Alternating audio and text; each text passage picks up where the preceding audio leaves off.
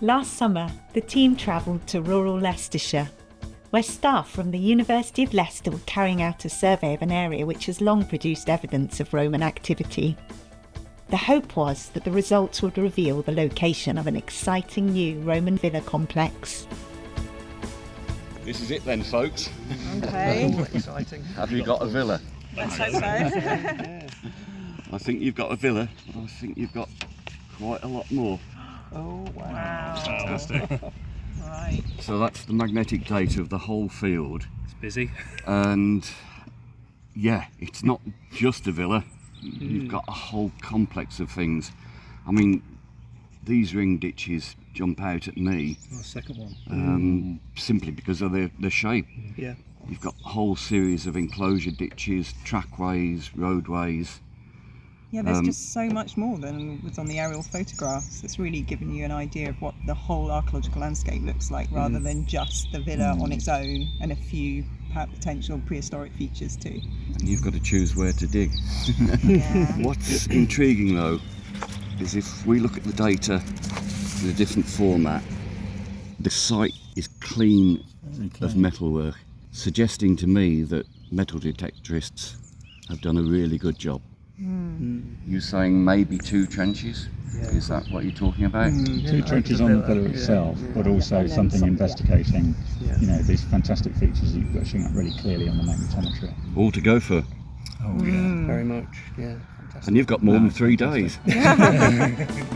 With the site confirmed as being ripe for serious investigation, a troop of fresh-faced archaeology students from the university arrived on site to experience their very first excavation. This is the track you've just walked down. We're in this field here. Right now we have our map or our sort of diagram of the length of our trench, and we're trying to mark out where our feature begins. All we're doing is clearing up, cleaning the edge of the trenches, so that we have a good base to start off our excavations later on in the week. This is the first time I've done something like this. It's really interesting. It's great to get like some first-hand, like your hands in your degree, you know. And I'm really hoping to find some lost treasures from this villa, like coins and pottery. I really love the Romans. I also love Anglo-Saxon, and I know that there's the possibility of us finding something like that here. We had certainly 2 rooms, or parts of 2 rooms. One of them almost certainly had a hypercaust in it, an underfloor heating system. The ditch predates the actual Roman villa itself. So we've got a ditch that predates the villa, we've got the villa, and then we've also got the activity of robbing the trench. So what we know is that this site has been very active throughout history. Like, it's one thing to read about like trench dimensions and like cups, like if everyone just clicks into place once you actually do it, that for me would be the biggest thing I've learned. And have you enjoyed your time on the excavation? Yes, I've spent my whole life digging in bad, spent the time digging in bad, where I'm finding very little, and it's still been good. And have you been particularly interested in anything on the site? Yes, pottery. I now think I want to be a pottery specialist. I've really enjoyed being able to apply what I learned in the classroom out here. It was really cool to just see everything I learned, terrace matrices, planning, all sorts of like soil fills and all that, even fines processing. It's just cool to be able to like actually do it now that I have the skills to know what I'm doing. Just kind of stolen my answer.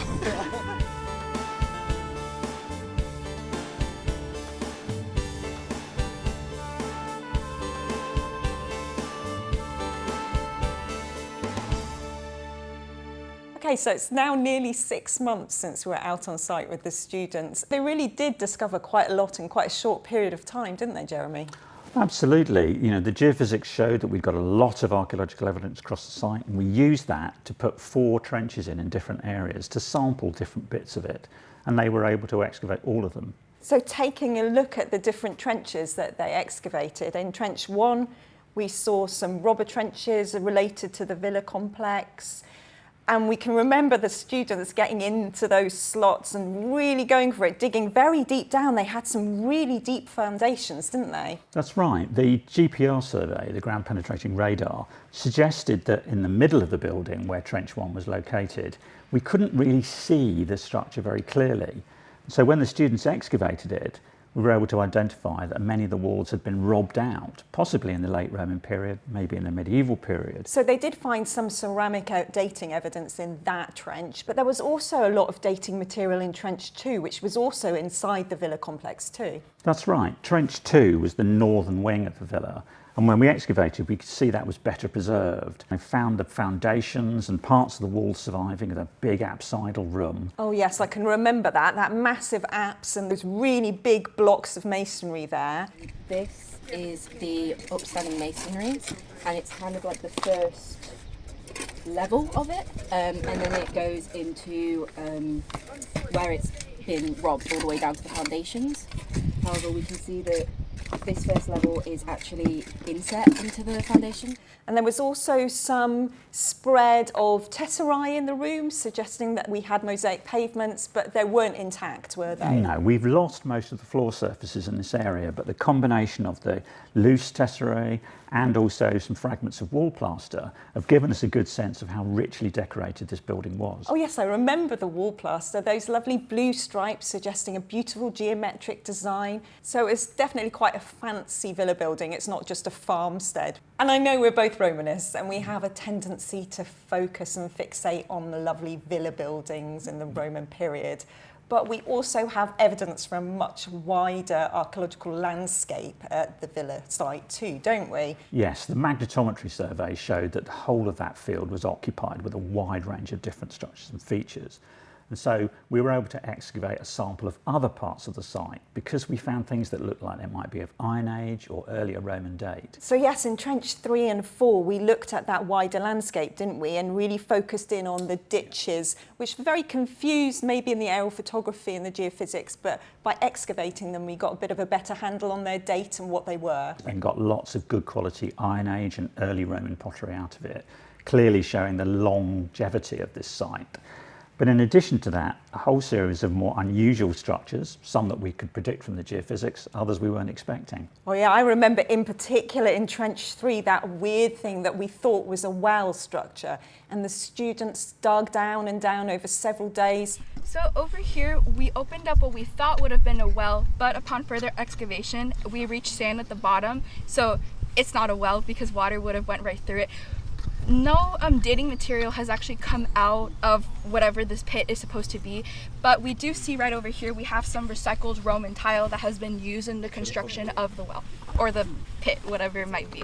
So what do we think it is? Even now, we can't be sure. It was very shallow, contained no features or evidence that we could identify, so it's still a mystery. And I was a little bit worried it was going to be a post-medieval toilet. Yeah, that was a concern for all of us, but certainly looking at the fill of it, and also its location in this isolated spot in the middle of the field, it's difficult to see that that's what it was. And from the rest of that trench, we got a lot of animal bone, particularly cattle, wasn't it? That's right, we've got a good array of both butchered cattle and sheep bone, showing a wide range of dining and other activities for the Iron Age and early Roman community here. So overall, looking at the entire site, we got a really good idea of the range of activity from maybe the 2nd century BC all the way through into the late Roman period, and perhaps even beyond that, through all the work that those students did through rain and quite unpleasant weather. They really did get a good overall understanding of the whole process. In the end, this is a training field school, and it's a great opportunity on this site for the students to learn how to excavate a wide range of different features, but also all the recording processes that we have to go through in order to adequately record what we find. But what we're very keen to do with the teaching we do at this time of year is to help them understand what happens after the excavation, to help them understand how we interpret and write about the discoveries that we've made. So in today's session, we're going to look in particular at the finds that we've recovered from the site and how they can help us date the archaeological evidence, but also help us to interpret other aspects of life here. So we can explore things like the function of the site and the character and the identity of the peoples living there. Yeah, looking for example at the pottery can give us good indications of both how people are preparing and eating food, where they're getting food and other material from, but also things like dining and display on a high prestige site like this. And as well as all that, we're converting loads of students into Roman archaeologists, and that's definitely the best type of archaeology, isn't it, Jeremy? I think so. You know, we tend to see so much of this material in our professional career that it's easy to be a bit blasé about it, and great to see the first time they discover something like that, just how excited they can be. So we're here in Trench 2, and Chris tells me he's found something. Yes, if you have a look here, we seem to have found what I think, well, what I've been told is a 1st century brooch. Yep, you are completely right. It's a Polden Hill type brooch, and it dates to the late 1st century AD. Yeah, and it was found just in the same space we've been finding all the little tesserae floor pieces, just in the exact same heap in the floor. And if you look, it's still got its needle attached, which I think is the quite pin. rare these days. Yeah, quite often you get broken up brooches and they don't have their pin intact any longer, but that one is completely intact. Such a nice little find, and it's a really small brooch as well. Well done. Thank you. I'll let you get back to work now. We found a few interesting finds, such as this slate that's got a nail. Oh wow, yeah, that's amazing, isn't it? So this probably is a part of a roof tile from the villa. It looks to be the rim and neck of a Roman flagon. Oh yeah. Let's take a... We've just been excavating around it. I could lift it, but we want to get some pictures in situ. That's great. They were calling us over from like 500 metres away to show us a tiny bit of a flagon or a little bit of Samian ware, and they got really into identifying all the different fabric types, even on site, which is really, really promising for Roman pottery studies too in the future. Oh, absolutely. It's really encouraging when you can see just how much they want to learn, because it makes the job so much easier. Hello everyone. So back in the classroom, the students begin the task of examining their finds and seeing what conclusions they can draw. And that is, if you look at the fabric, okay, the clay has had 5 bits of crushed up pot called grog added to it, and grog style pottery tends to date to the 1st and 2nd century AD. This piece probably dates to the late 1st. The finds provide lots of useful information about when the villa was occupied and who was living there. And there are certainly plenty of bits and pieces to help build up a picture.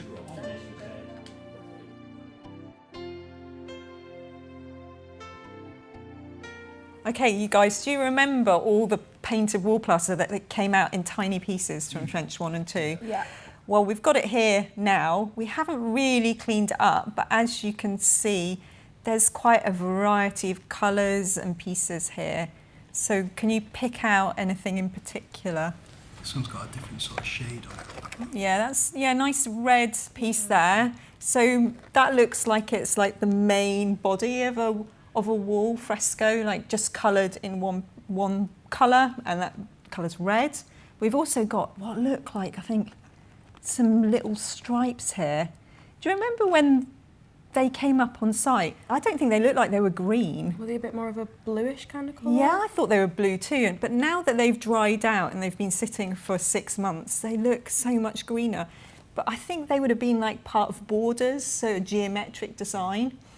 And do you think frescoes are like a low status thing or a higher status thing? Would you have one in a farmstead? No, I'd assume that you'd have one more in a high society building, maybe like a villa. So what do you think it would say to the people who visited a villa if you had a nice fresco on your wall? That they had a lot of money. Yeah, I think so too. This really speaks to the wealth and the status of the inhabitants of the villa. And although they're at the simpler end of the scale, being geometric in design, we do have a few hints that there might have been some figurative designs there too.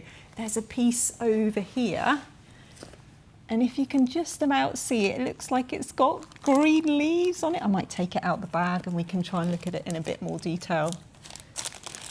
It's really hard to actually identify, but we've sorted through it. Can you see there's like some green blobs on there? Oh, yeah. And we think those might be vine leaves, so there might have been a vine leaf pattern on the walls too. So it's a little bit fancy than just a geometric design, and definitely from a high status building. With the help of the good old flotation tank, The students also have a chance to retrieve tiny fragments of the past, including seeds and bones. So, this is the Pink Princess, our flotation tank. Whoa.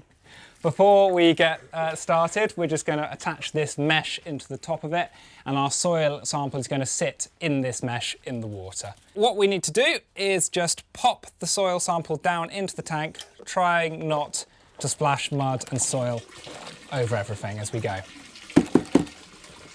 So that is our soil sample in the tank. We've got an extra label. So at this stage, just get your hands in the tank. And what we want to do is just gently start breaking down this soil, keeping it moving. All of that soil will start to see all of the bits and pieces, like the stones, the grits, the gravels that were in that soil, as well as the archaeology start to emerge. So what made you want to get into archaeology? I really enjoyed like the myths and the mythology in ancient history beforehand, and then I was watching some archaeology programs and it just piqued my interest. I thought it seems like a fun thing to do, and I thought, why not try my hand at it? Yeah. I didn't know what I was getting myself into, and then doing it I found that I actually really do enjoy excavating and archaeology itself. Brilliant. So if we now grab a handful of our soil from the bottom, you can see that it's starting to look quite different. We've lost a large part of that silty component. When it's all lovely and clean, that's when we're going to start splitting it down into its different parts. That's it. Just keep it moving around at this stage. There's a bit of animal bone that's a small fragment that was just in the sample. What were you expecting from the dig then? Well, personally, ever since the start of the course, all I wanted to do was just get onto a field and just start excavating something. So getting up to it, I was just really excited to get involved and just try everything I could. And did it live up to your expectations? Yes, thankfully. There were some aspects on the first day I was like, oh no, is this not going to be what I want to do in the end? But it was absolutely brilliant. I loved every part of it. I learned that I could be more independent than I thought I could. I thought I'd be being handheld a lot of the time during all of the work, but it turns out once I do get told the direction, I can just keep going and I can just go for it myself. And I felt entirely confident by the end in what I was doing. Was the weather okay out of the site? For UK weather, it was pretty decent. Oh, good. There was only one day where there was an issue and it did get rained off, but it was so much rainfall all morning, so we couldn't have got on if we wanted to.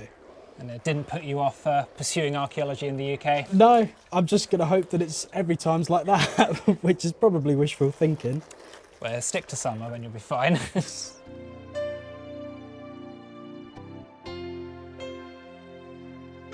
The Field School is an amazing opportunity for the students to learn key archaeological skills and undertake real research. Not all archaeology students will be lucky enough to have such a fascinating site to uncover. So we haven't quite got to the end of the post-excavation process yet, but I really think that the excavation was a massively good experience for the students. I think they learnt so much. Yeah, I think so too. And in many respects, we were lucky with the discovery of the site. But as it turned out, in many respects, it was an ideal training opportunity for them, with a really nice array of different things to investigate and to learn about a brand new site. Yeah, I'm really jealous. If my first excavation had been a massive Roman villa with painted wall plaster, mosaic floors, everything, I'd have been so excited. And I didn't get that, but they did. Yes, and obviously, the students themselves, the vast majority of them, have no prior experience of an archaeological excavation project, so it's all new to them. And having a site like that with such a fabulous array of different experiences is both fortunate and great news for them. I know the weather wasn't great, and some of them were a little bit worried about the excavation aspect and the heavy lifting. Yeah. But overall, I think they did get a lot out of it and enjoyed being there. And we got to know them so much better as a cohort too, I think. That's absolutely true. And one of the lovely things about having a first-year field school that all the students go on together with a number of the staff is it's a great opportunity for them to get to know each other well, to really bond, but also for us to get to know them too. And I think there's so much more than just the educational experience that the students get out of it. Yeah, there are definitely some characters amongst those students and definitely the archaeologists of tomorrow too. Oh, absolutely. There are always a number of students who you might not previously have known that much about, who really shine on the excavation and find that it's something they really want to do.